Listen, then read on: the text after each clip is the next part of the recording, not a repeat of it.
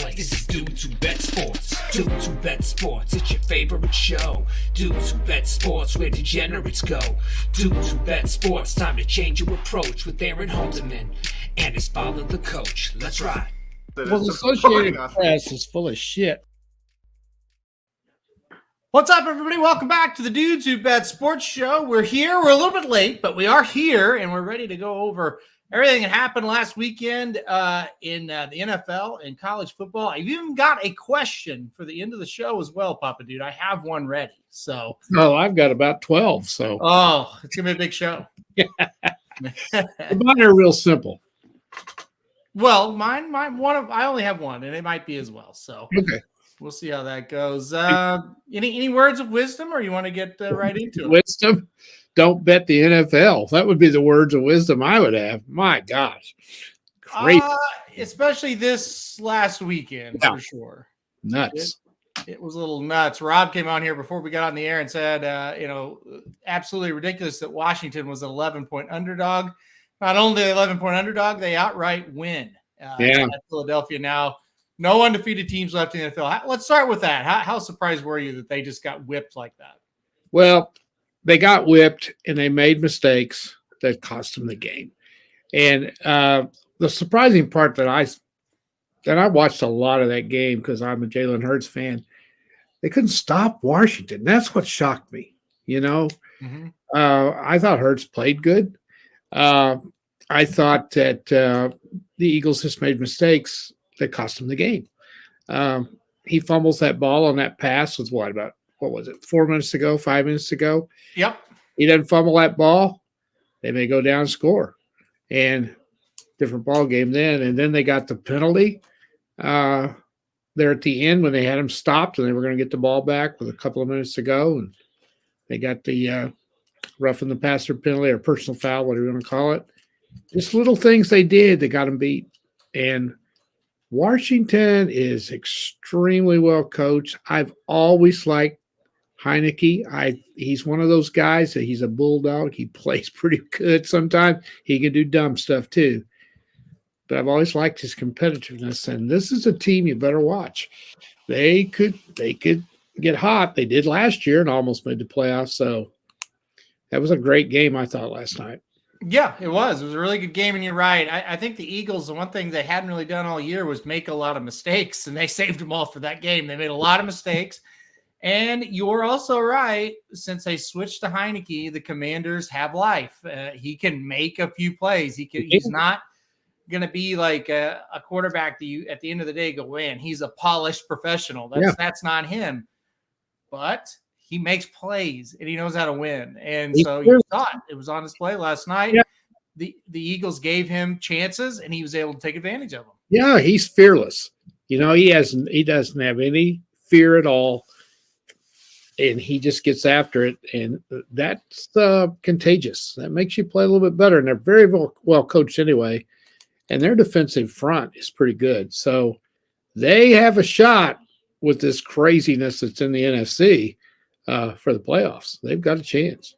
They do. I think all the teams in that East for the NFC and the AFC have a shot to actually make it. So it's going to be really, really interesting to see how that all unfolds. The refs were not great in the game. I do agree.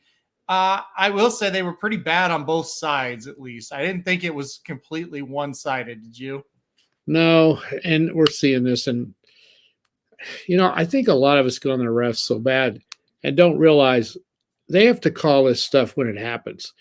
They don't have the replays that we have where you slow it down. They got to call it in real speed. I don't understand some of the rules in the NFL on the replay. Some things you can replay or review, some things you can't. I don't quite get some of that. So. Yeah, some of those judgment calls are not reviewable. And like I said, you have to make that bang, bang call, and then there it is. But, and this is the biggest thing. Like Carson Wentz, they say the heck with it. They go with Heineke, and look what's happened. And it really just doesn't make any sense why we recycle these quarterbacks that are marginally average at best over and over. Just take a shot with a guy like Heineke. What's the worst that could happen? It can't get any worse than Carson Wentz. So and he's played well. when he's had the chance. Yeah. Yeah, remember that one year they made the playoffs, they were 7-9, and he was the quarterback, and I think it was Tampa Bay. They almost beat him. That's right. Yep. Yeah, with him. And Yep. That shows you that the guy's got guts, that's for sure. Summarize Dennis's question here, basically saying you've seen a lot of football in the past 3 years. Is the officiating worse than you've ever seen it, though? Yeah, I think it is.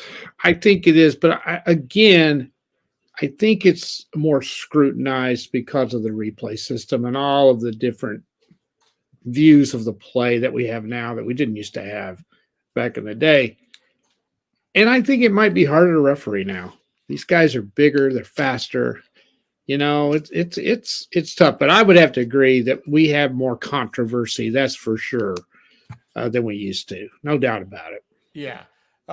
Michael chimes in and says glad he hit the late pick 5 at Del Mar on Sunday instead of betting the Eagles on Monday. Yeah, the Eagles were not a good bet on Monday. I want to shout out to a regular listener and Michael's comment made me think of him. Dan Waite cashed, I believe it was a 7 or 8 leg parlay.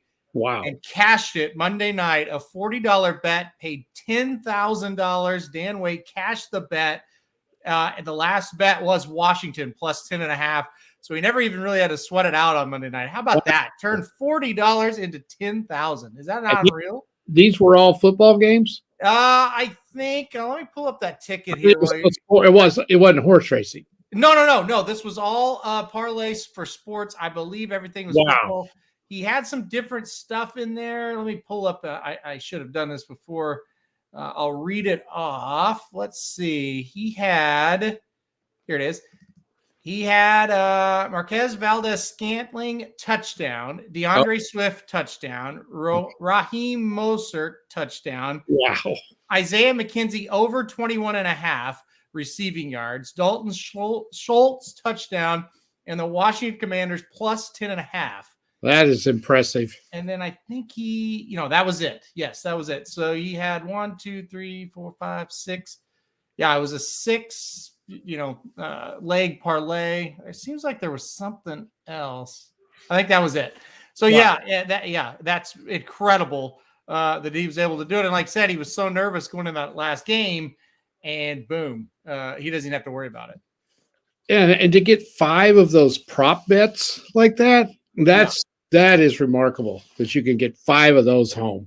It was incredible. And we were just like, wow, this is incredible that you've got to this point. And then, to go ahead and cash it. That was really fun. It made that fun to watch, that last part of that last night. Yeah. A lot of fun. So shout out to Dan. Like I said, he's sometimes he's in the chat. Don't know if he's here today. Probably not, or he'd be talking. But really, really impressive. Yeah, that's cool. Before we move on, we had a comment. Trainers drug O'Neal and Amos guilty. My thoughts on that? Well, if it wasn't the first time, or if it was the first time, maybe I'd be surprised. If it was the second time, maybe I'd be surprised. But when it happens over and over again, it's just a normal Tuesday news day in this sport of horse racing. You know a lot more about that than I do. I've not seen Amos busted that often.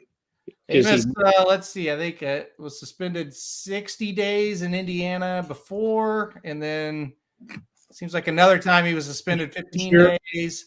Another time they didn't suspend him, but they kind of suggested that we'd rather not have you at the meet. So it happens pretty much once every 4 or 5 years with him. Oh, okay.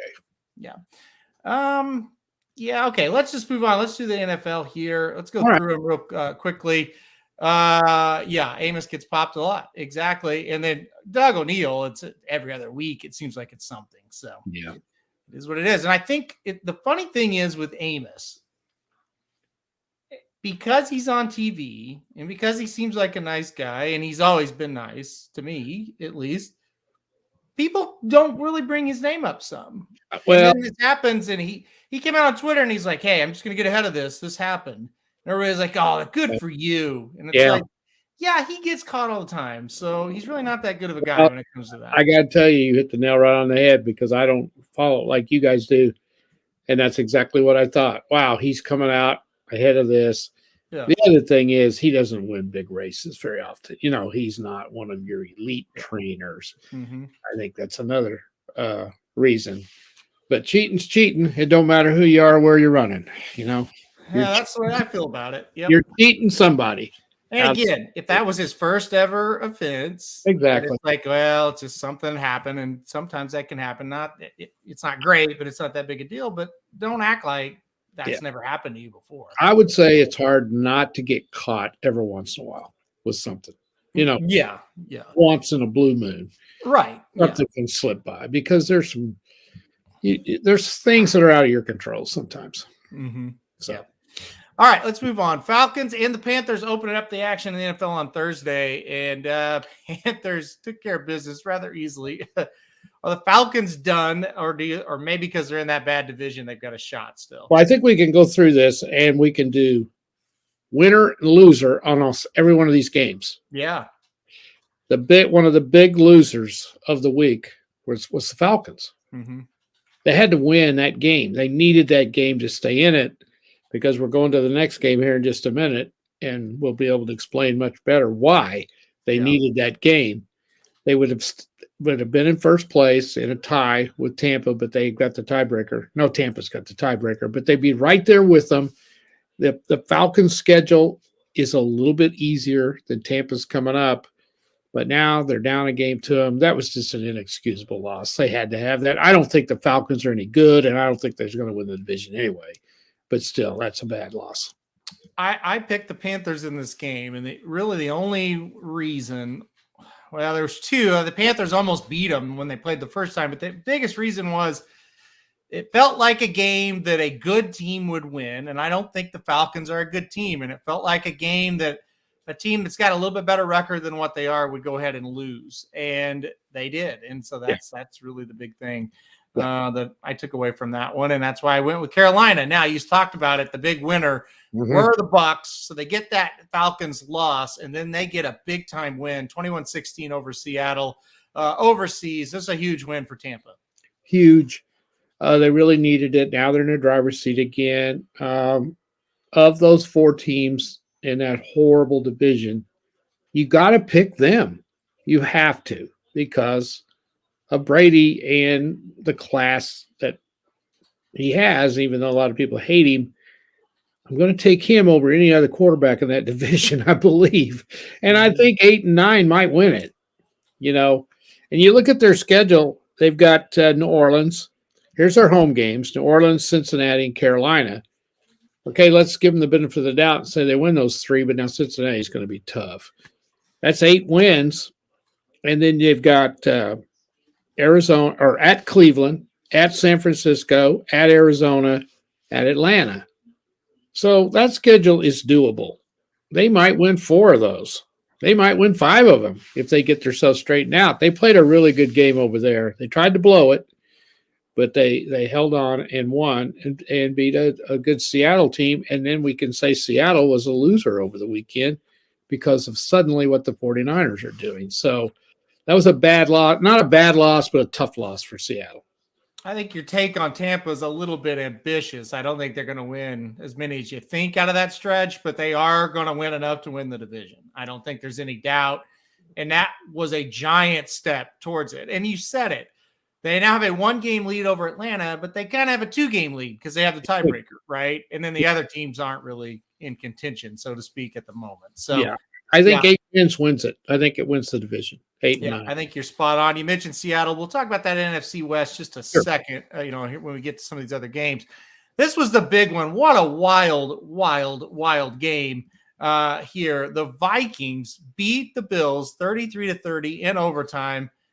I don't even know where to begin to explain this one, but let's not even really talk about the game as much as what this means, because now the Bills, who were in first place in the AFC, are now in third place in their own division with this loss.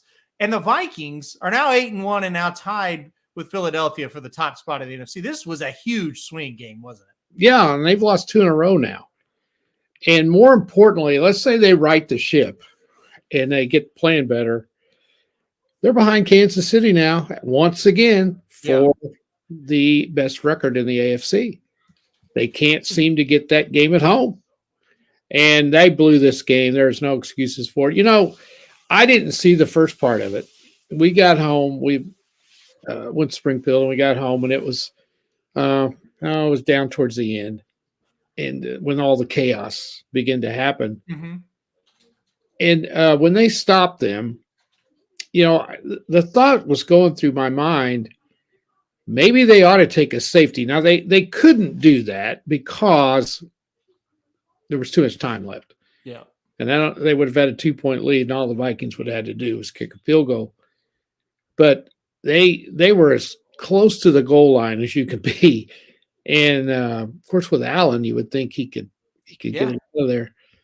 You have to think maybe they should have ran a different play. I don't know. That was tough. But he fumbled the ball. That was the problem. And then in overtime, he made one of the worst passes. I mean, I don't know what he was thinking on that. He's thrown 4 interceptions the last 2 games. Now, I know he's injured a little bit. I still thought they were going to win that game. I thought they were going to go down and score. And he made one of the worst passes I've ever seen. So I don't know. He's a little bit shaky right now. Wouldn't give up on him yet. The Vikings, wow. They may have the best. They may end up with the best record in the NFC. I don't know. Right. They're pretty darn good. They really are.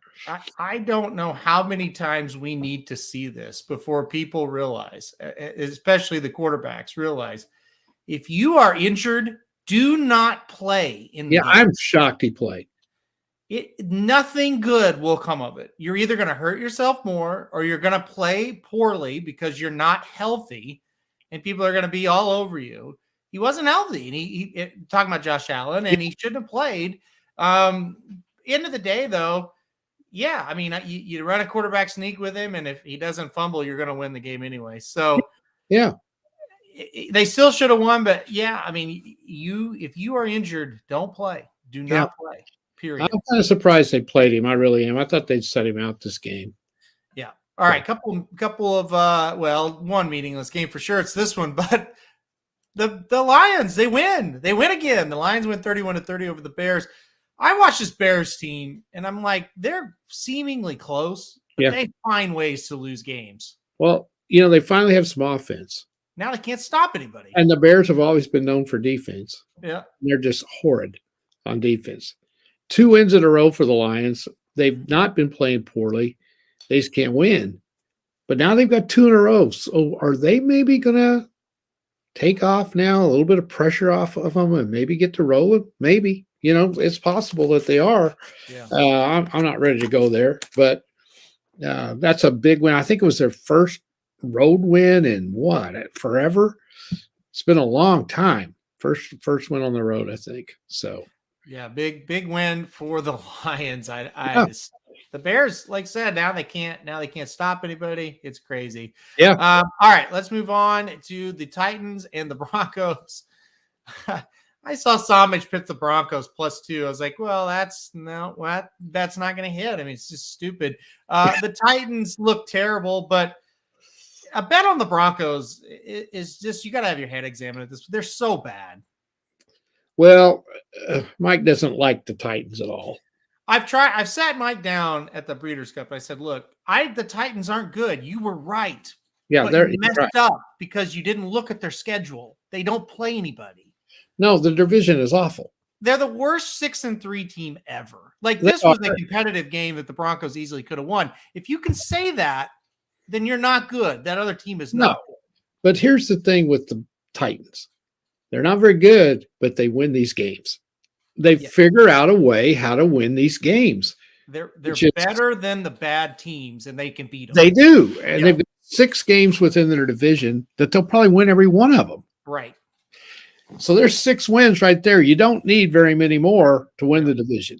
Yeah. And if you will recall, they had the best overall record in the AFC last year. They were the number 1 seed last year. Mm-hmm. They got beat in the first game, I think, which shows you exactly what you're saying. They're not very good. Yeah. But you know what? They are tough. They're tough-minded. They're well-coached. And like you say, they're going to win these kind of games, especially in Tennessee. They're not going to lose that game in Tennessee. Sylvain said if the Broncos would have scored 18 points a game, that's right, 8-1. Yes, I thought I heard somebody say today or yesterday they have the best defense in the league and the worst offense in the league. Yeah. I believe that was they were talking about Denver. Yeah, and that's an amazing stat that Sylvain throws out there. Yes. 18 points is all 18 we're taking. And they'd be 18. And that's pitiful. I know 18 points would be considered not good. No, that's awful. So there they sit right now at 3-6. So yeah, good for Russell Wilson. All right, Chiefs. They didn't look just great in this game, but it's another win, and that's what you got to do in the NFL.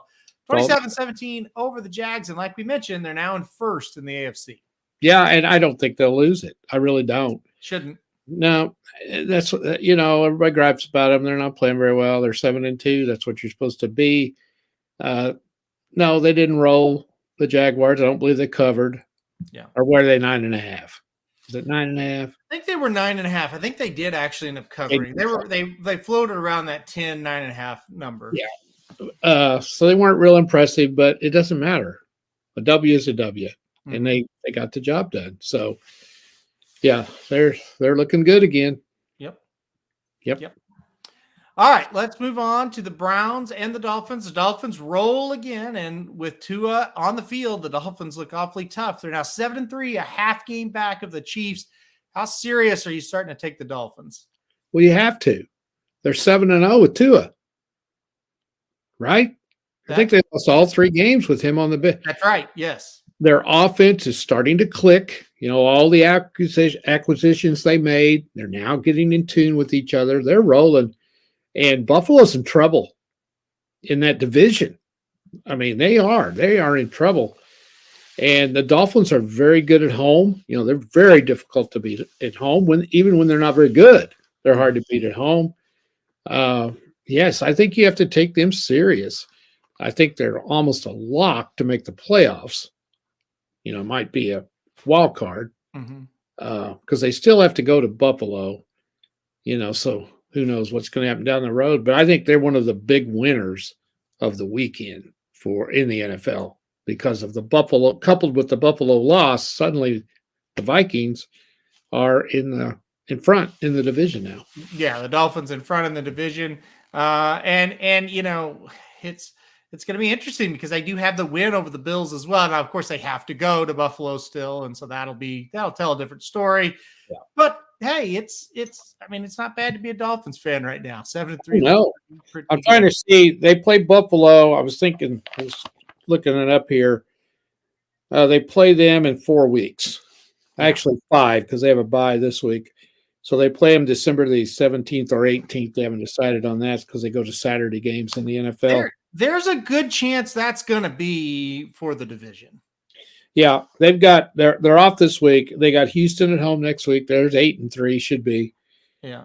They got to go to the Niners. That won't be easy. No. They got to go to the Chargers. They got 3 straight road games at San Francisco, at Chargers, at Buffalo.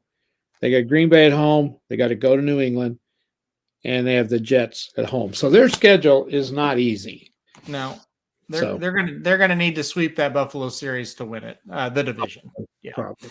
All right, let's move on. Giants over the Texans, 24-16. They're not pretty, but the Giants just keep winning. Now 7-2, now in second place in that NFC East. Yep. Another big winner since Dallas lost.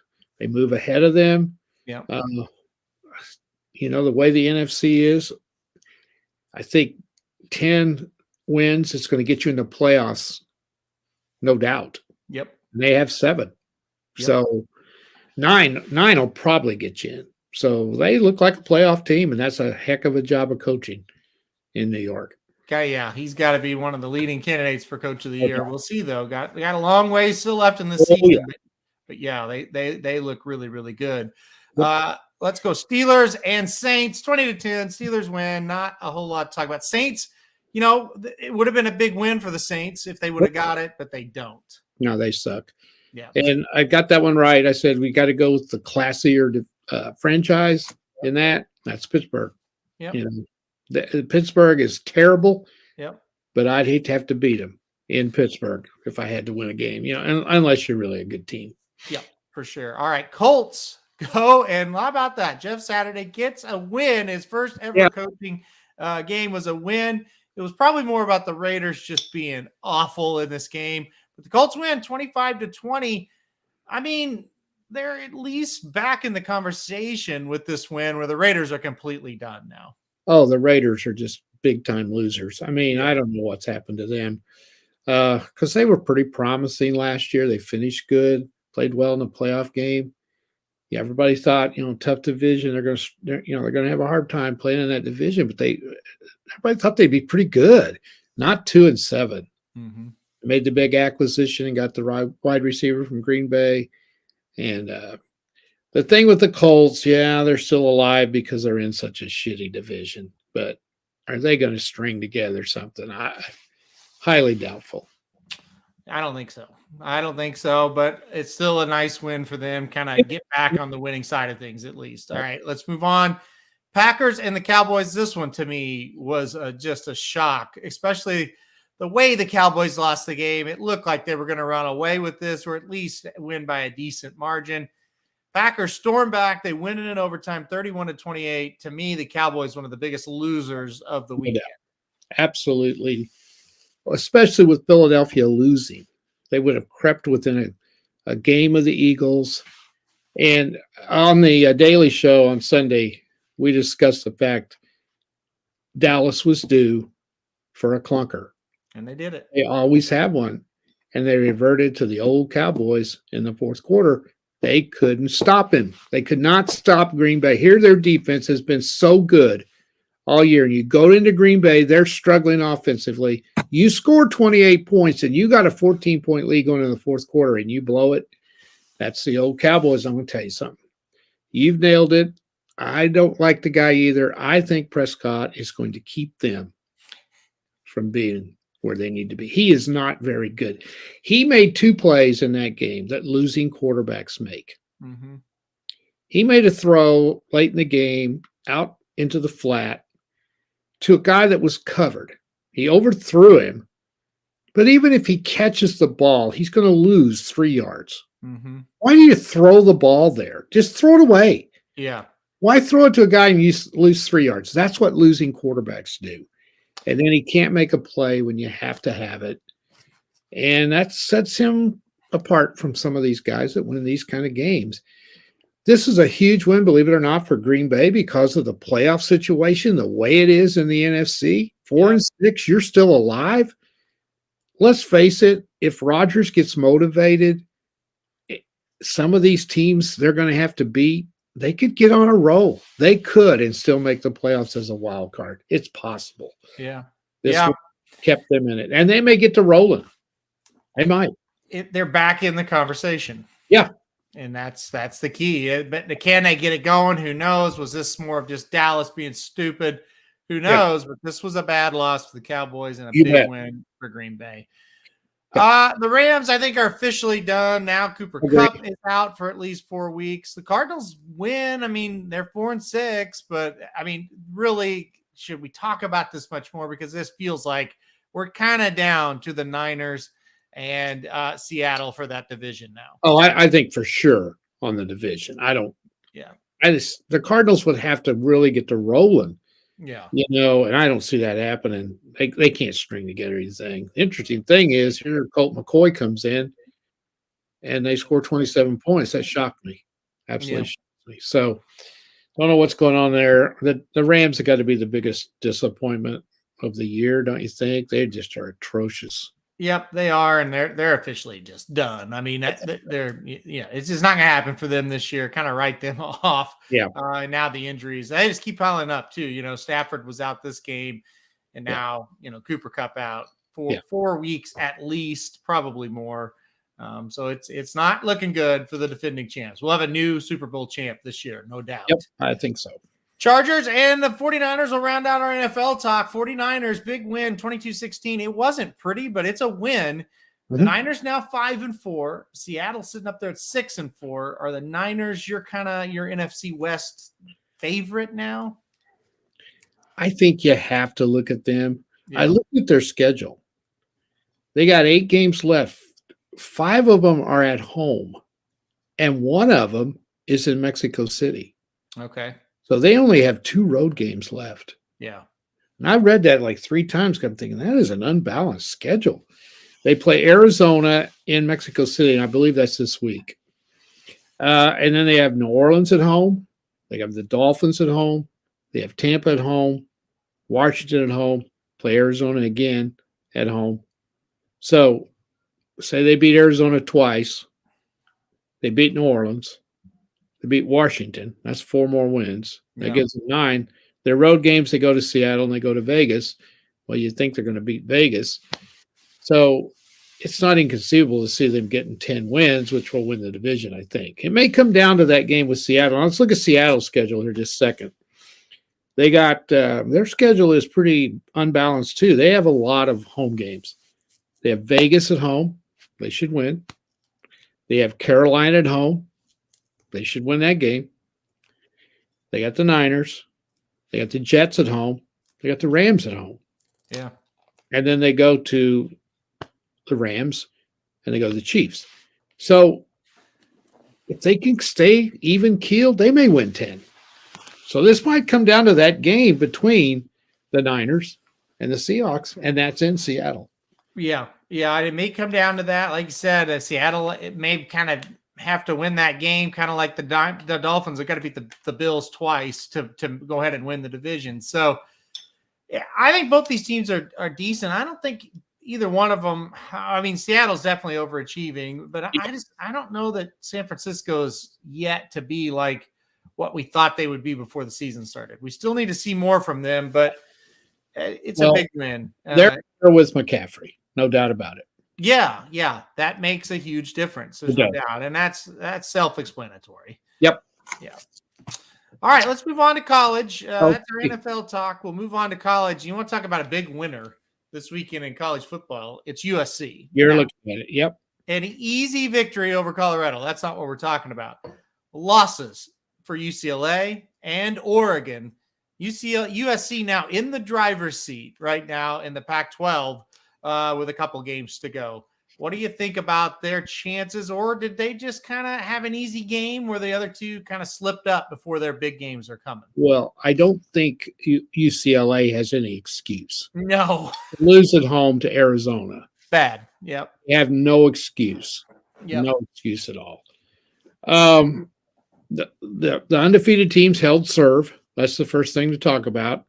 I think the big winners of the weekend, of course, the undefeated teams, Ohio State, Michigan, Georgia, didn't really have a huge test. I think TCU was a huge winner of the weekend, even though Texas is not that good. They had to beat them in a different way. That was the strangest game I ever saw, because that was supposed to be wide open, high scoring, and TCU has not played well defensively all year, and suddenly they had to play defense, and they did. Yeah. And they beat them 17-10. That impresses me. That to me is a sign that they can win a lot of ways. So they held serve.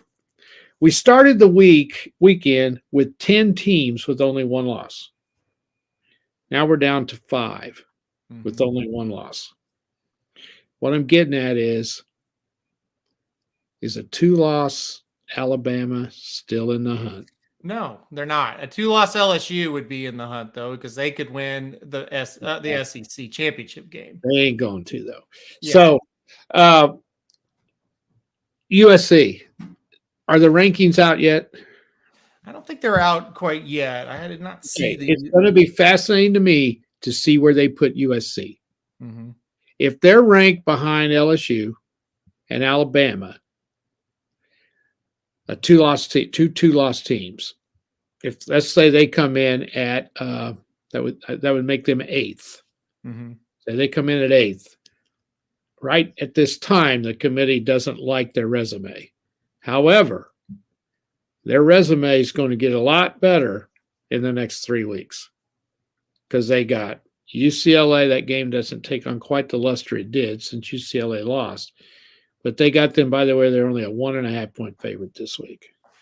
That was the opening line on yesterday. And I think I'm going to hit USC pretty hard on that. Then they would play, then they got Notre Dame, and that's in California. And then they're probably going to have to play Utah in the, are they in the same division? It's going to be Utah or Oregon, one of the two. Oregon like- still has a great shot. They just have to beat Utah, something they haven't done. Next So this week. And who they're going to play is kind of wide open. But the thing is, it's going to be a 2-loss team. right. You're not going to get that marquee That's right. matchup that you thought you might get in that game. They have to hope. There's no reason even talking about them if TCU goes undefeated. And Tennessee stays with 1 loss, and the Ohio State Michigan loser just has 1 loss. They have to have TCU to lose, and I think they need Tennessee to lose. I think you're right. I think they're going to need a couple of things to happen still. But they definitely, as we sit here right now, look like a more likely Pac-12 champion than we were sitting here last week. And Yes, because of the fact the way Oregon got handled by Washington. To me, that was the big shocker of the week. To me. Yep, no doubt. All right, let's go through some of these other ones. Georgia, an easy winner, 45-19. Ohio State, an easy winner, 56-14. Michigan, an easy winner, 34-3. And then, like you said, we'll talk about the TCU game a little bit more. 17-10. Had to play defense to do it, but they did it. And a huge win for TCU, but also they go to Baylor this week, and Baylor got killed at home to Kansas State. Okay. So all of a sudden, TCU looks like a big-time favorite to go 12-0 and get to the Big 12 championship game undefeated. Now, the Big 12 is a disaster. I mean, you can't, other than TCU, none of these teams make any sense. Mm-hmm. And there's 2 teams for sure that don't make any sense to me. One is Baylor, and one is Kansas State. The other is Kansas State. 1 week, Kansas State can't do anything, or they lose. And then the next week, they go on the road and just kill somebody. Mm-hmm. Baylor looked like they were coming on a little bit and getting ready to start playing, and then get beat 31-3 at home to Kansas State. Makes no sense. That game made no sense to me. So, yes, TCU now looks like they are going to get through the regular season undefeated. They better be ready this weekend because Baylor has a way of bouncing back, but obviously TCU is better than they are. I don't think we're giving this team enough credit, but the Big 12, all right, let's face it, it's not that good.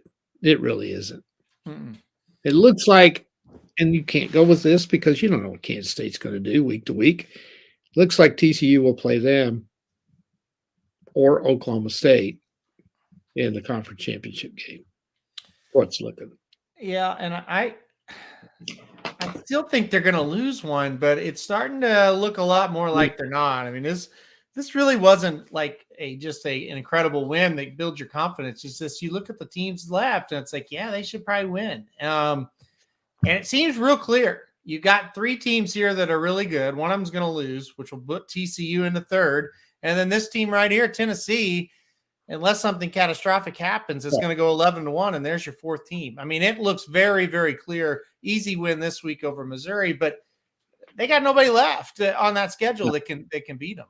And they did exactly what they needed to do: blow them out, put up 66 points. People see that. Doesn't matter who you play, you score 66. That's what people remember. Yeah, they did exactly what they needed to do: bounce back from that loss and blow somebody out. They go to South Carolina this weekend. They got to do the same thing there. Finish up with Vanderbilt, and then they're going to sit on easy street and not have to play in that SEC championship game. And if TCU loses, they're in. Yeah, and Dennis made a good point with those losses in the Pac-12. Tennessee has really won because they don't have to worry about a couple of teams now that they would have. I don't think they were going to take one of those Pac-12 teams over them. No, but still, it makes it clear. Right. The one they have to worry about is if TCU doesn't lose and you have 3 undefeated teams, what they have to worry about is, are they going to take the 1-loss Ohio State or Michigan over them? That's what they have to deal with. So that's the thing. Here, it's 2 scenarios to me. Georgia's 1. We're just going to assume they're going to win against LSU, which they're going to. Oh, they will, yeah. The Ohio State-Michigan winner is 2. And then it's if TCU wins out, they're going to be number 3. Right. And then it's either going to be Tennessee or the Ohio State Michigan loser at 4. That will Then be the drama we have. the other drama could be if TCU loses, then it's going to be Georgia 1, the Ohio State Michigan winner 2, Tennessee 3, and the Ohio State Michigan loser 4. I think so. So I think that's what we're looking at. And I think that for a USC team to get in, they're going to need Tennessee to lose, I think, and TCU to lose. Yeah, or Michigan and Ohio State to lose before they get into that big tension, or before they play each other. That's not going to happen. Not going to happen. They're scheduled week. No. Ohio State's got Maryland this week at Maryland. Yeah. And Michigan's got like what, Indiana, somebody like that this week. Illinois. Yeah, and it's at home. So, yeah. And then whoever wins Ohio State Michigan, when they're not going to lose in the conference title game either. No, God, no. So I think the only drama really we're going to have if TCU goes undefeated, okay. Mm-hmm. So we'll have 3 undefeated teams: Georgia, the Ohio State Michigan winner, and Tennessee. TCU. Yep. That leaves us to pick between the Ohio State Michigan loser and Tennessee. Okay. The only drama would be, to me, I think Tennessee's a lock over that loser, unless they play an absolute unbelievable triple overtime game. Yeah. And then we got some drama. And the reason I say that is who's got the best win? And that's Tennessee. Michigan has beat Michigan or Ohio State. Ohio State beat Notre Dame. Michigan has beat absolutely nobody. Yeah, Penn State is it. That's it. And that's a good team. Tennessee's got the prima donna of them all on their resume. They beat Alabama. Yeah. And that's another thing. Tennessee needs Alabama to win out. Yeah. Which they're going to do. So I think if Tennessee wins out, I think they're in. I don't think there's any debate Tennessee's in. No, because they lost to the number 1 team in the country. Yeah, I don't think under any scenario, if Tennessee goes 11-1, they're not in. I agree with you. I think so too. Unless somehow Ohio State and Michigan play to a tie, which is impossible. It can't happen, but they could play a Donnybrook of a game, one of them all-timers, 42-41, something like that. And people think, God, that team that lost that game is good. Yeah. So that could happen. But right now, the way I see it, especially if TCU wins out, there's not much drama in these playoffs like we've seen before. Yeah. So this will be huge this weekend if Tennessee beats TCU beats Baylor. They finish the season at home against Iowa State. Now, they could lose in that Big 12 championship game. They could lose any of their last 3 games. They could. The pressure's really on. It's all in front of them. All they have to do is win. Right. And that's not going to be easy. No, and they're not used to being in this situation either. Exactly. Yes. I don't think Iowa State's going to beat them. Iowa State has nearly won a ton of games. They have. That will not be an easy game. The key word is nearly. Yeah. So, due to win eventually. Yeah, so that's what we need to look for. What I feel like Steve Karnacki on the big board on these elections. We need to look for is what happens to TCU. Then the dominoes will fall if they get beat. Yep.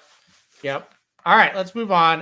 Washington, like you said, that's the reason why we've got this thing simplified, because they beat Oregon. Oregon had the name that could kind of push their way in there maybe with a little bit of luck, but not with 2 losses. They're out. There is a 2-loss team that does have a path, and that's LSU. It's not a strong path because it does involve beating Georgia, but they picked up a big win over Arkansas to clinch that side of the SEC, 13-10. Alabama hangover, but they still got the job done. I don't think LSU is a great team by any stretch. They're tough, though. Mm-hmm.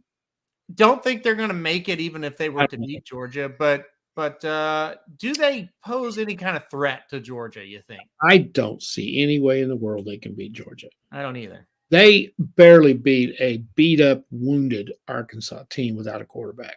Yeah. They were lucky to win the game. Yeah. So, and that's not taking anything away from LSU. They got UAB this week, and they have, I think they finished with Texas A&M. they're probably going to go 10-2. Mm-hmm. And this is in a season when they weren't supposed to be very good. So you gotta tip your hat to them, no doubt. And what a tough luck season for Arkansas. I mean, Yep. they could go 5-7. They could. Very possible, and they just had injuries and dumb things happen to them. Yeah. And yeah, they're it's been a disappointing season. And like I said, LSU, a great season. No matter what happens from here on out, it's been a great season for LSU. Exactly. Alabama, listen, this is a big win. They beat Ole Miss 30-24. Looked like Ole Miss might be able to do it. They played with them for a long time. Kind of thought they had them. They were driving to beat them. In the end, though, I don't think they can beat Alabama. I don't either. Alabama gets it done. They're probably going to go 10-2, which is a disappointment at Alabama. But this was a huge win. It was. It showed you there. They got a lot of pride there. It's going to be interesting. Ole Miss goes to Arkansas this week. I don't know what Arkansas's quarterback situation is. I doubt if he's going to play. KJ is supposed to play this week. Oh, now, yeah. Well, what does that mean? Well, he's tried to play hurt, and he hasn't looked very good. So we'll see. I think Ole Miss may get him with the quarterback situation the way it is. Yeah. And they could finish 10-2 also, which would be really good. That's a really good season for them. Yep. I had to be impressed with Clemson bouncing back, 31-16 win. We're heading towards a Clemson-North Carolina ACC championship game that's going to be pretty darn good if it happens. Any thoughts on Clemson? Oh, I thought that was a great win for them to bounce back. They say what you want to about Dabo. He's a hell of a coach. Yeah. And they're not good offensively, but they just do what you have to do to win. And that's what a great coach does. He gets them back the next week. So, Stoops was so good at that at Oklahoma. They're so calm about things. They're matter of fact about things. They treat this like it's a job. Go back to work the next Monday like it never happened and go get the next one. And that's what they do. And that Clemson North Carolina game, I don't know if you've seen North Carolina's quarterback. That guy is good. That's going to be really, really good. Yep. He is very, very good. All right, let's move on.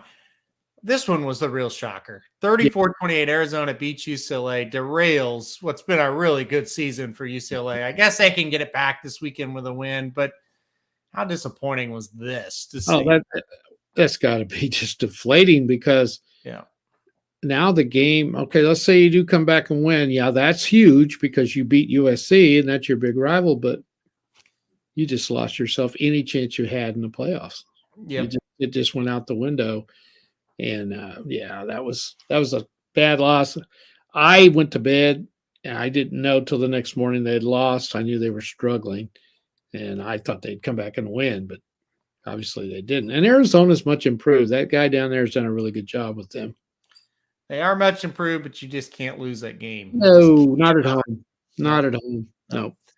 Utah, I don't know. They may be the best team in the Pac-12. They win 42-7. They're going to get their chance against Oregon. But 42-7 win over Stanford. Penn State over Maryland, 30-0. Talked about it. This was a huge win for North Carolina.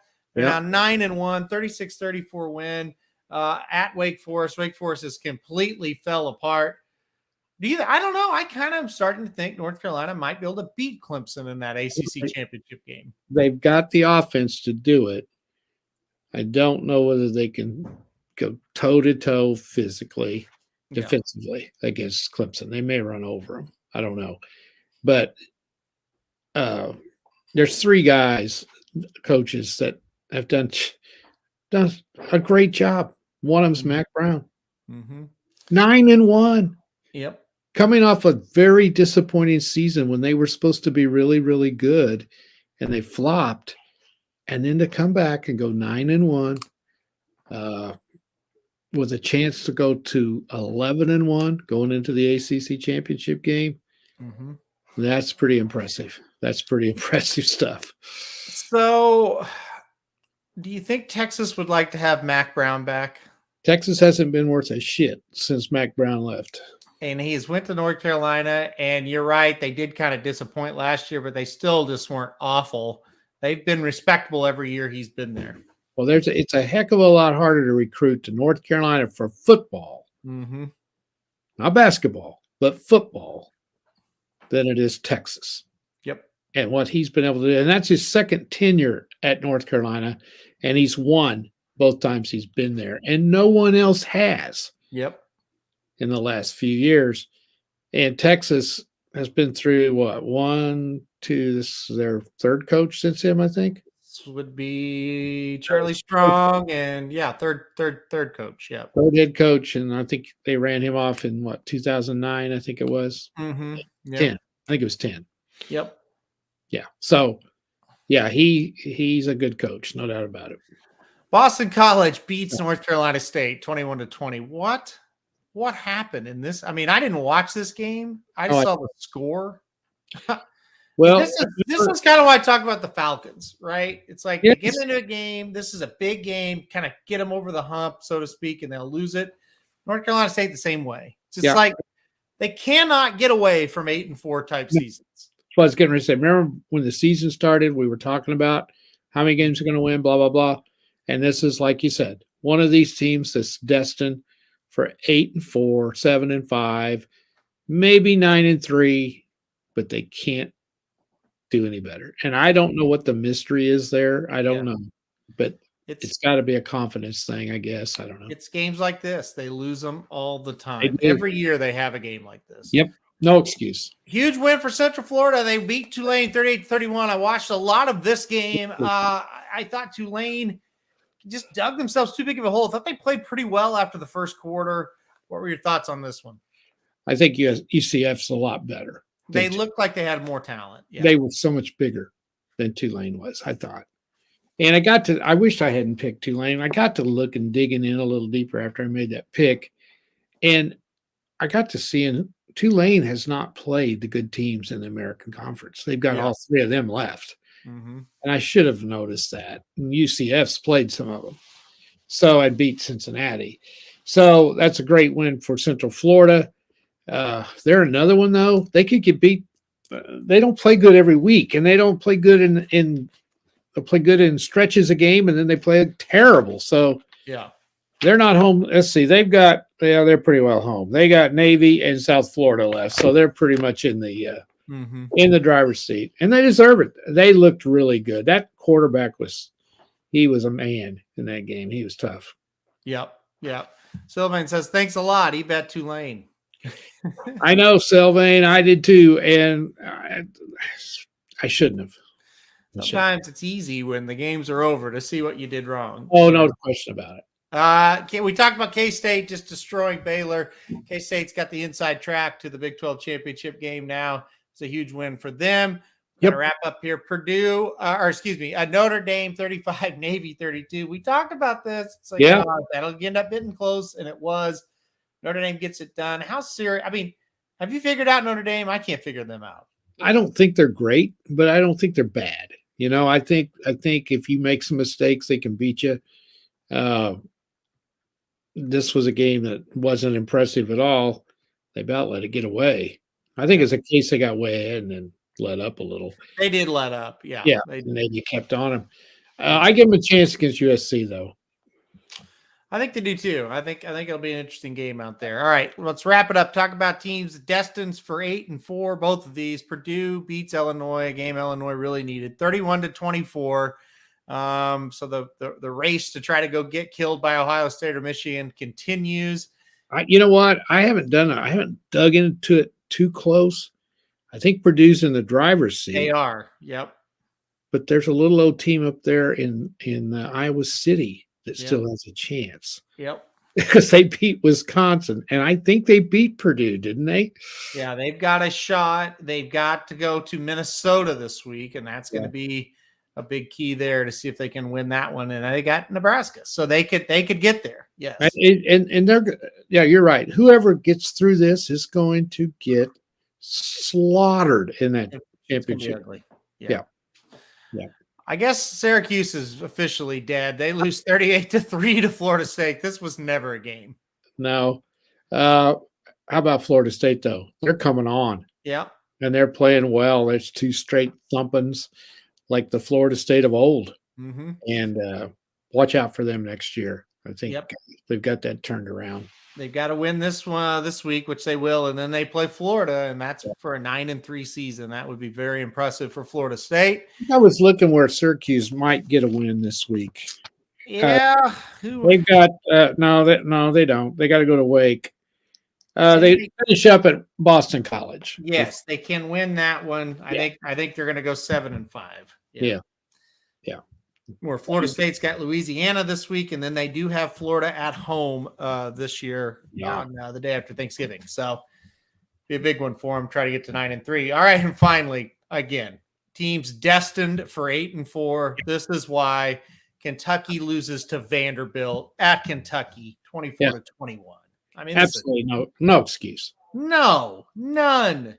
And they came back and wiped out that lead and got ahead 21-17 and let Vanderbilt score. Exactly. Yep. You can't do that. You just can't.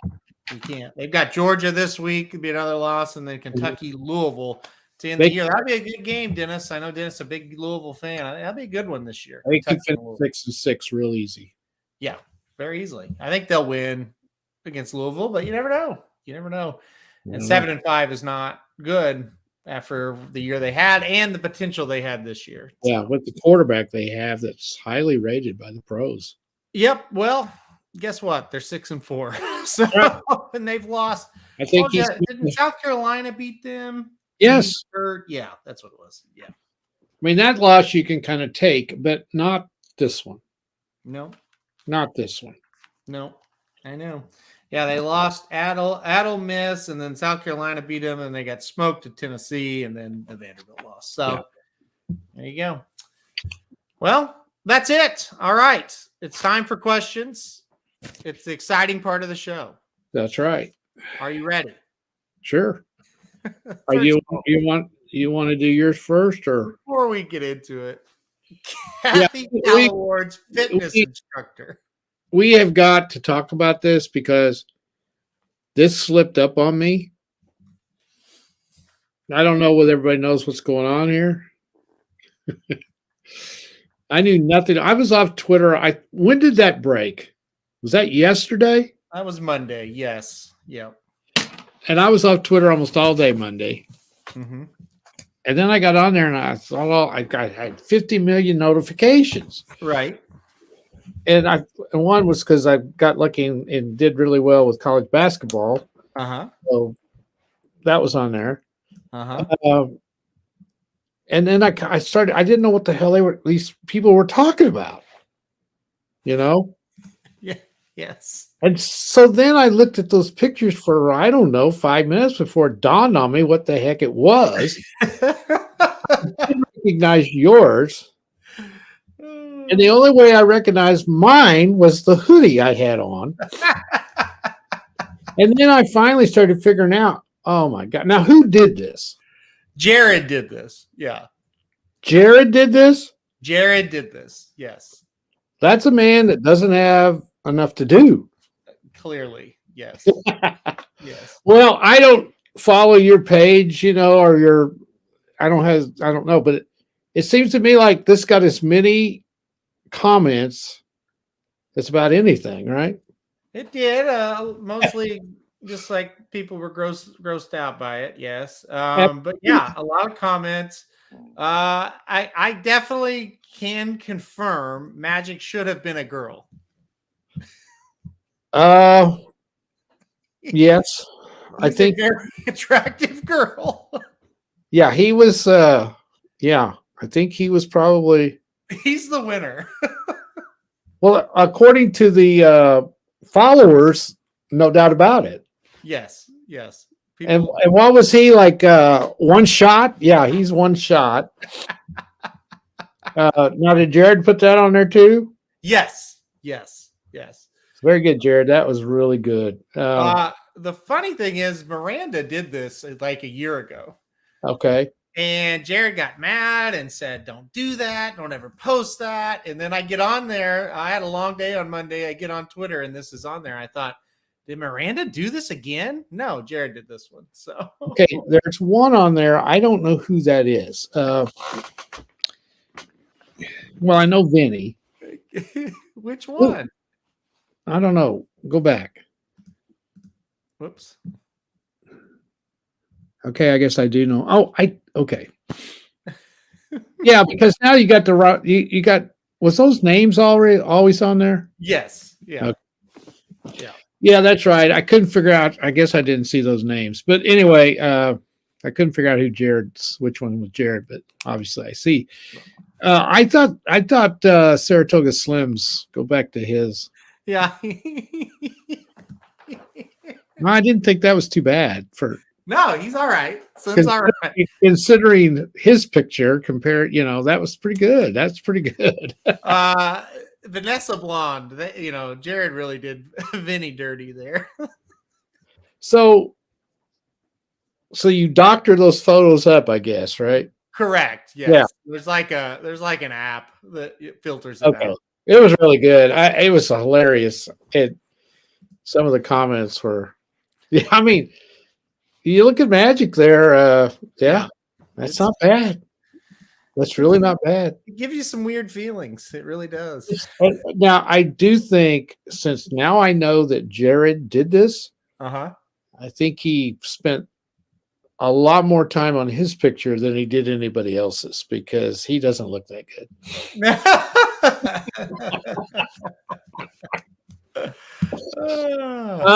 Classic stuff. I'll tell you, some of the comments were just so funny. No, yeah, very funny.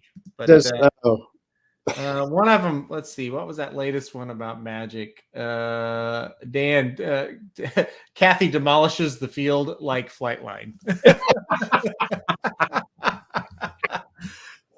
Yeah, I haven't seen Magic's face since this got posted, but I don't know if I can ever look at him again. So no doubt. Oh man, it gives you a creepy feeling because you're thinking, she's pretty good looking. I know it does. It really makes you feel weird. Yes, so, yes. Yeah. I'm not going to comment anymore on that. So anyway. Yeah. All right, we're taking this off. That was really good, though. I thought that was great. Yeah. Once I figured out what was going on. Good stuff. Yeah, you were right. You're talking about where was that? You're talking about basketball. You were ranked. Was it basketball? Yeah, college basketball. You were ranked number 2, and I was ranked number 4 last week on Tally side, and then I was number 10 in the college football ranking as well. Yeah.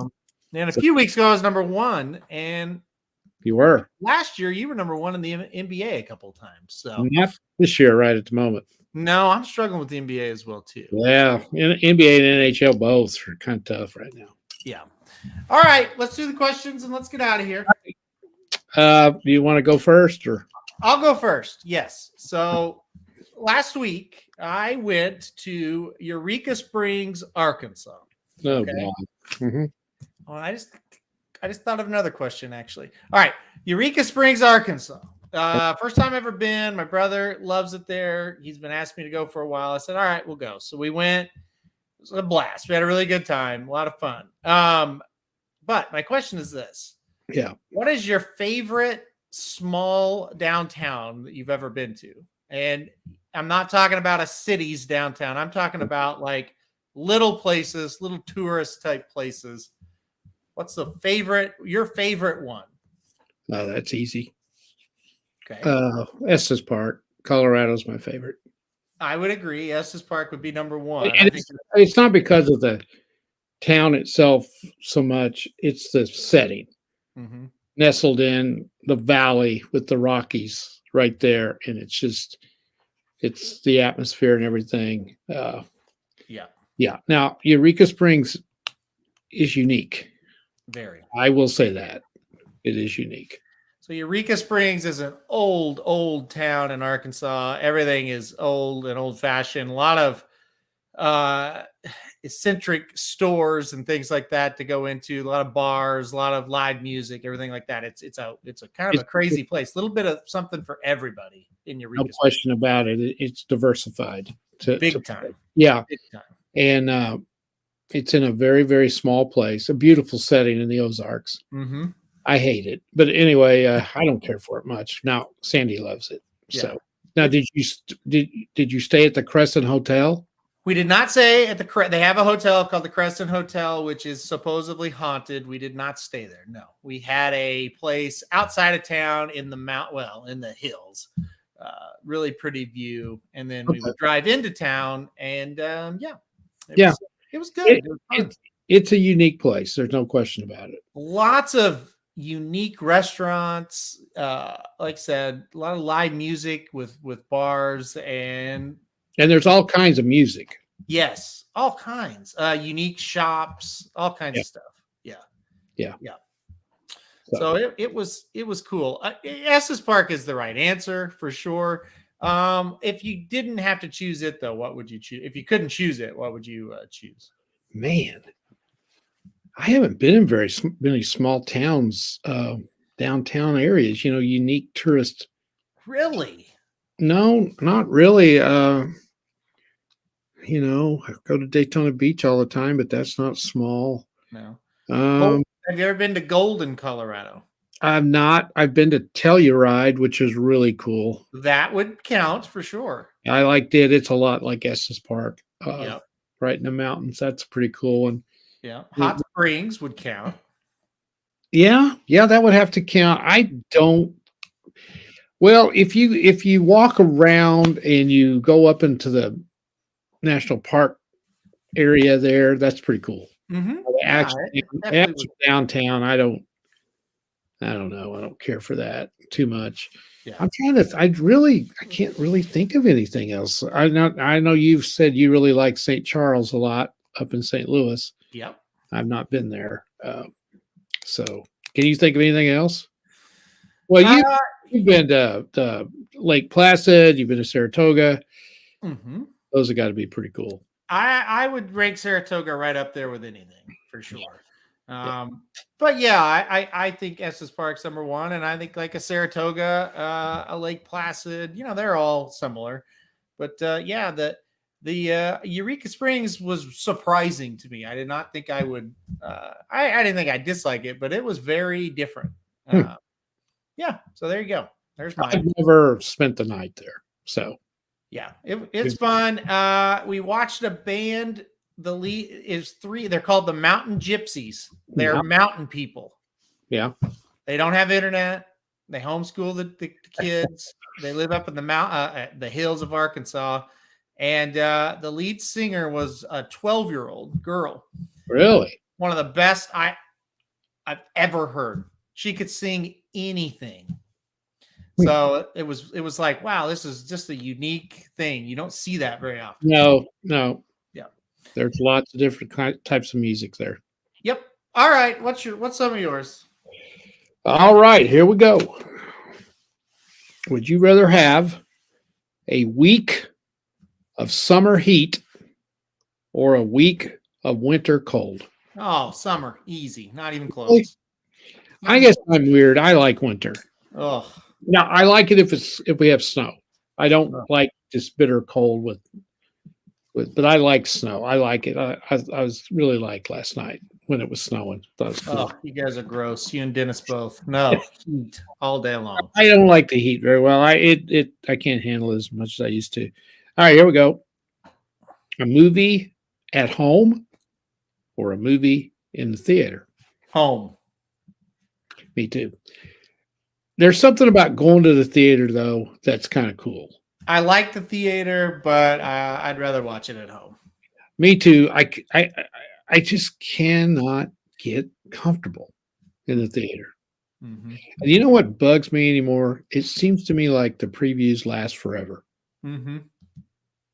I'm thinking, are they ever going to get to the freaking movie? I think a lot of people now that COVID's happened and they made it so easy to get new movies at home. It's home. The answer's home. Yeah, usually when you go to the movies now, there's not a lot of people there. No, not anymore. Nope. Would you rather go in the pool or the ocean?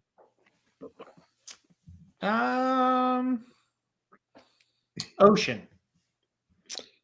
I think so too. I do like the pool more than I used to. When I go to the beach, I spend all my time at the beach. The salt kind of gets to me now. If I want to play around and do some stuff, I go in the ocean. If I wanted to boogie board or whatever, just you can't relax in the ocean though, where you can in a pool. I don't like the salt of the ocean, but I would rather be in the ocean. I think overall there's more going on. Yep. Yep. Would you rather be on salary or work by the hour? Salary or work by the hour? This is a very philosophical question.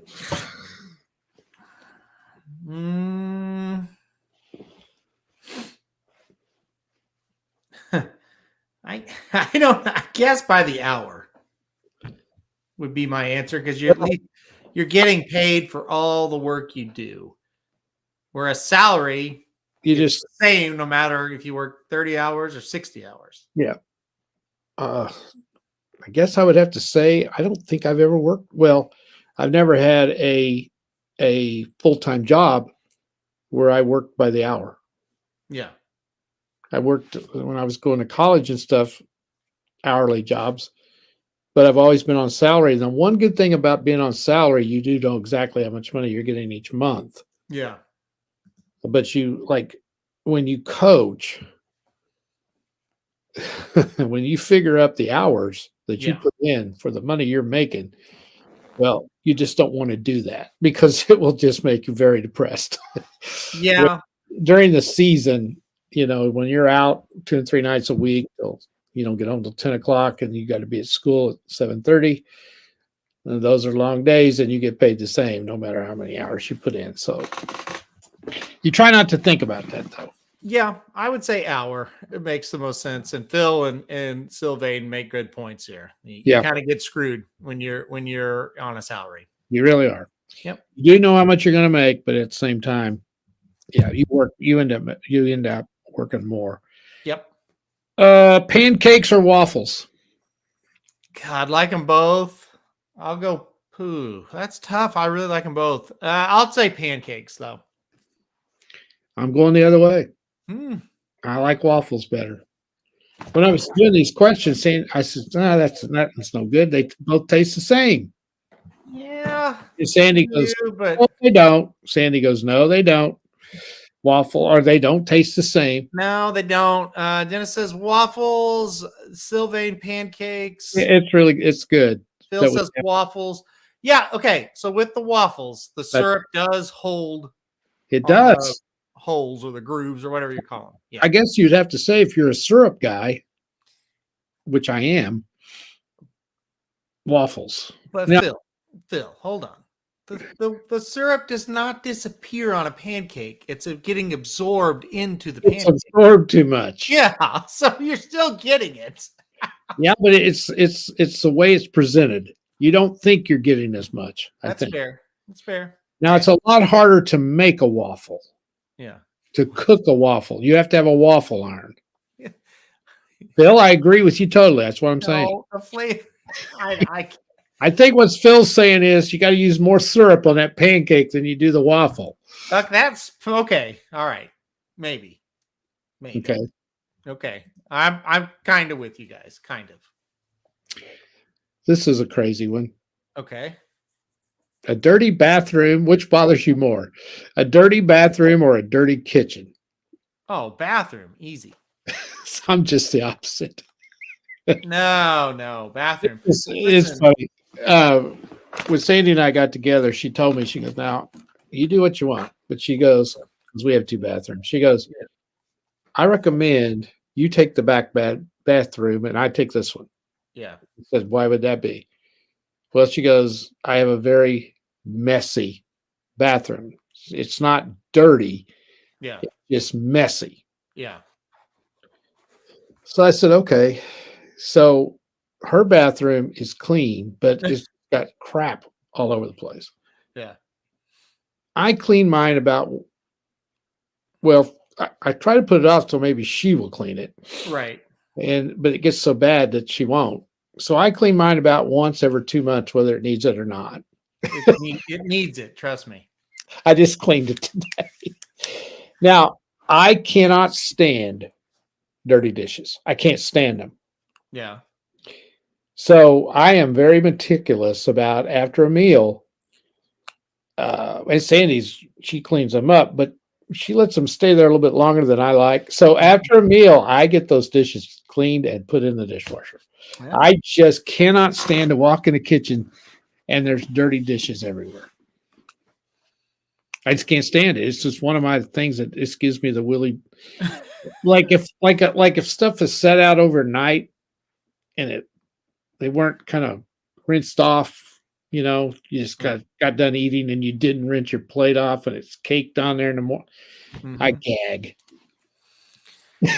Yeah, I could see that. I don't like that either, but I could live with that over a bathroom for sure. How about this one? All right. A good one from Dennis. Home cooked meal or eating out at your favorite restaurant? Easy for me. Go ahead. Home cooked meal. Now, I'm not saying I don't like to go out there once in a while because I do. But I still would rather have home cooked, I think.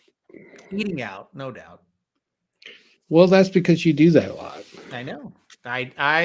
Boy, combine the two. Don't I ate at Red Onion, which is a good place here in Joplin, and today.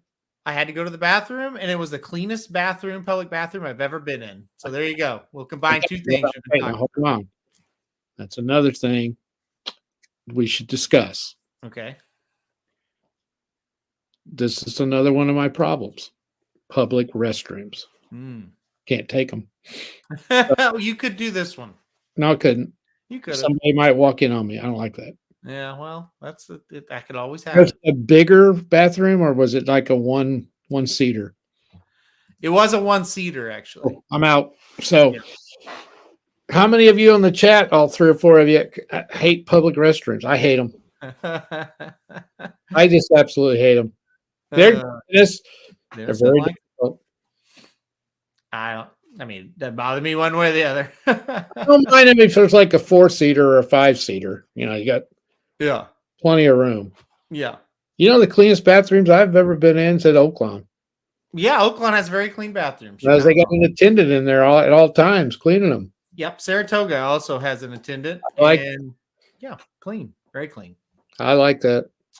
There's no way I'd have to be just dying to go in the bathrooms at the football games. Well, you'd miss a quarter of the game.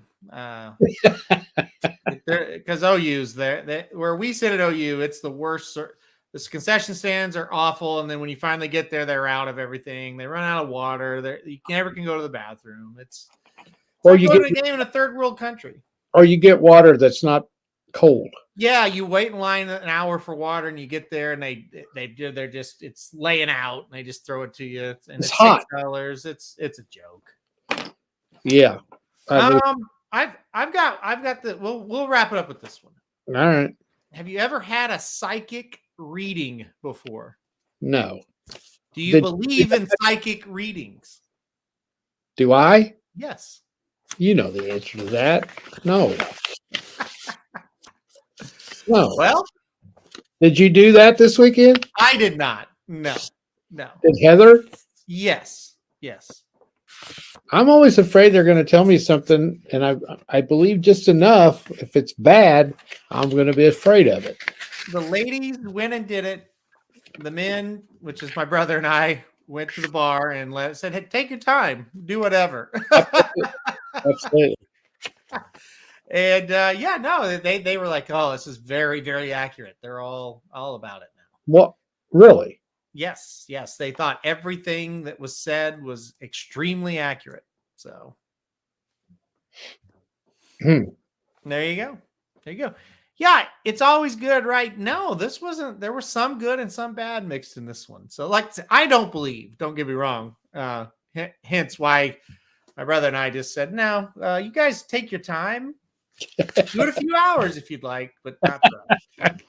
No, I've never believed in ghosts. I've never believed in curses. I've never believed in any of that stuff. Yeah. Jinx, maybe. Yeah. I do believe that sometimes you can get jinxed on something, but Not, I don't really believe that. Yes, they said you need to get. No, they didn't say that, Dennis. Remember that Seinfeld episode where George went to psychic and Yes. he was getting ready to go to the Bahamas or somewhere, Don't go. Yes. and the psychic told him not to go, and Kramer went instead and had a great time. Yes. Yes. I do remember that. Kramer didn't worry about that kind of stuff. Well, they believe now, so there's that. I don't know. Yep. All right. Well, that's it. Hey, well, actually, have you ever seen a team kill off a 2-minute 6-on-3? No. I'm glad you brought that up. So the Blues last night killed off a 2-minute 6-on-3 to beat the Avalanche 3-2 for their third straight win. That was incredible, was it not? I was sitting there just knowing they were going to blow that game. Oh, I was sick to my stomach. I don't think I've ever seen a 6-on-3. I've racked my brain. I cannot ever remember that. No. I can't remember the last time I saw a 5-on-3 in the last 2 minutes. No, me neither. No, Now, that was a a special- 6-on-4, yeah. a lot. Yeah. But that's unbelievable. Mm-hmm. And they were just getting shot after shot after shot. Yeah. Of course, we never touched the puck. So right there at the end, and 6-on-3. What happened, Dennis, was two guys in the penalty box, and then we were ahead 3-2, and it was 5-on-3 anyway because we got two penalties to get us 5-on-3, which is only the Blues can do that kind of stuff. Yep. And then they pulled their goalie and put an extra attacker in, which gave them 6 against our 3. And when you got 6 guys out there, and you only have 3, I mean, And it was almost the full 2 minutes. It's like a minute 45. minute 44. Oh, 44. Okay. Yep. Yeah. Yep. And never left her. If you haven't been following the Blues, they desperately needed to win the game. Yeah, and they played really well. Yep. And they beat Vegas the other night. So that's 2 in a row against great teams. Yep. They're starting to play a little bit. Bennington had been unbelievable. Yep. And that's our goalie. And to win a game when you're 6 against 3 for a minute and 44 seconds, it's unbelievable. I know we've been critical, but Parayko was incredible on it. And O'Reilly, you knew he would be out there the whole time.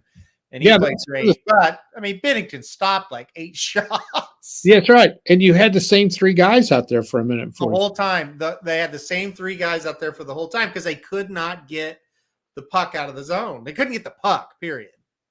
Yeah. Yeah. Of something else. And when they did clear the zone, it couldn't get far enough out of the zone where they could change.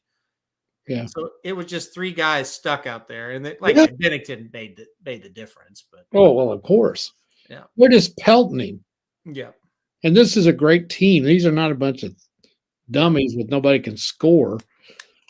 And see, they can rotate guys because they can get out of they get new guys in there. Our guys could never leave. They couldn't get off the ice. Yep. So anyway. Yeah.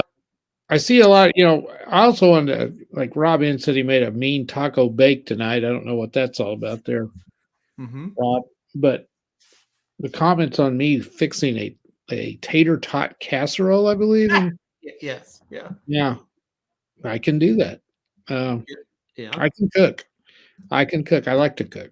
So not crazy about tater tot casserole. I sure wouldn't have put mushroom, whatever they said, mushroom soup or something like that in there with it. No. Cream of mushroom, that would not have happened. But and yeah, Dennis Strobe got beat, and that was very surprising to me. So was that your pick? Yeah. Strobe. Well, that was not my pick for any of the shows, but I singled the horse, and Dennis has really loved Strobe, and I got in. He got me on him too, and won 2 in a row really impressively, and then got beat Saturday. So Yep. happens. All right, this show. I don't know when we're gonna do the next one because I have some news. I will be in St. Louis Thursday for my birthday for the Blues and Capitals game. So All right. I meant Very to excited. I meant to tell you I didn't forget your birthday. I know we got a lot of crap going on. We got some. Well, Thursday is my birthday, and I will be in St. Louis for the game against Well- the Capitals. I will join the Dudes Who Bet Daily Show live, and I will be live hopefully from the stadium because I'm staying right by the arena. So hopefully I'll just go to the parking lot and be live. So What are you talking about? When's the game? the game's at 7, but I'll just walk over there and do the show from the. What can we do the show tomorrow? I'm leaving at noon tomorrow, so I think we're gonna do the show Friday. Okay. What do you think about that? I don't care. Okay. I don't care. Okay. Did we Friday. for the rank- show. Did the rankings ever come out, by the way? You know, they never did. It is Tuesday, isn't it? Yeah, it is. Let me see. They never did come out. Maybe they're coming out at the half of one of these basketball games. Sometimes they do that. Okay. Nope, they never came out. So I think we kind of know what they'll be. So. Well, I do too. I was just interested to see where they put USC. So All right. fun. Yeah, I knew it was your birthday, but with all the stuff's going on, Yeah, there's no way we could get together for it. So we certainly can't now. that's right. Yes, because I will not be here. So let's see. I am turning 39, and that's legit. 39. Last So- year in the 30s. They play in Chicago tomorrow night, and then Washington or St. Louis on Thursday. Yes. Okay. And if you watch the game, you might see us. It's possible. Really? Yes. Yes. Keep an eye what- on, you know, where Darren Payne stands during the I game. do. We should be right behind it. I have to be watching it. That's Thursday night. Thursday night. So, yeah. If you're All right. bored, tune in. So, We'll be. all right. That's it. We'll be back Friday. Big show Friday. We'll cover all the big games coming up. We'll miss the Thursday night game, I guess, but that's all right. But all right, we'll be back on Friday. Thanks everybody for watching this one, hanging with us, and that's it. All right, guys, we'll see you on Friday. This is Dudes Who Bet Sports. Dudes Who Bet Sports, it's your favorite show. Dudes Who Bet Sports, where degenerates go. Dudes Who Bet Sports, time to change your approach with Aaron Halterman and his father, the coach. Let's ride. Well, the Associated Press is full of shit.